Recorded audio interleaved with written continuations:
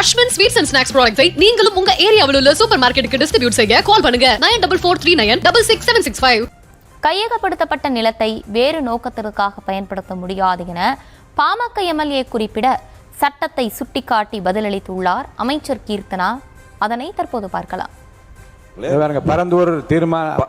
பரந்தூர் விமான நிலையம் கைவிடப்பட்டது அரசனுடைய கொள்கை முடிவு. அதை நாங்கள் விவாதத்திற்குள்ளாக்குவது என்பது எங்களுடைய விருப்பம் அல்ல. ஆனால் தமிழ்நாட்டிற்கு கூடுதல் விமான நிலையம் அவசியம். அவ்வளவுதான். கூடுதல் விமான நிலையம் அவசியம். அதே நேரத்தில் மாண்புமிகு அமைச்சர் அவர்கள் சொல்லும்பொழுது அதனால் கையகப்படுத்தப்பட்ட நிலத்தை வேற பயன்பாட்டிற்கு பயன்படுத்தலான்னாரு. அது சட்டத்தில் அதுக்கு இடம் இல்லை.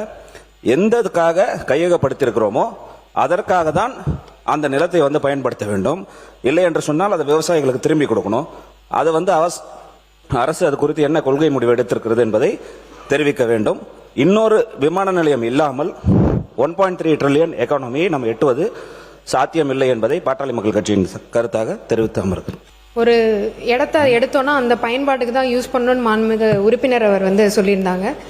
Right to fair compensation and transparency in land acquisition, rehabilitation and resettlement act 2013 clause 1999 படி ஒரு குறிப்பிட்ட திட்டத்திற்கு கையகப்படுத்தும் நிலம் அத்திட்டம் சில காரணங்களால் செயல்படுத்த இயலவில்லை எனில் மற்ற பொது திட்டங்களுக்கு அரசு ஒதுக்கீடு செய்து உத்தரவு வழங்கிட சட்டங்களில் வழிவகை உள்ளது.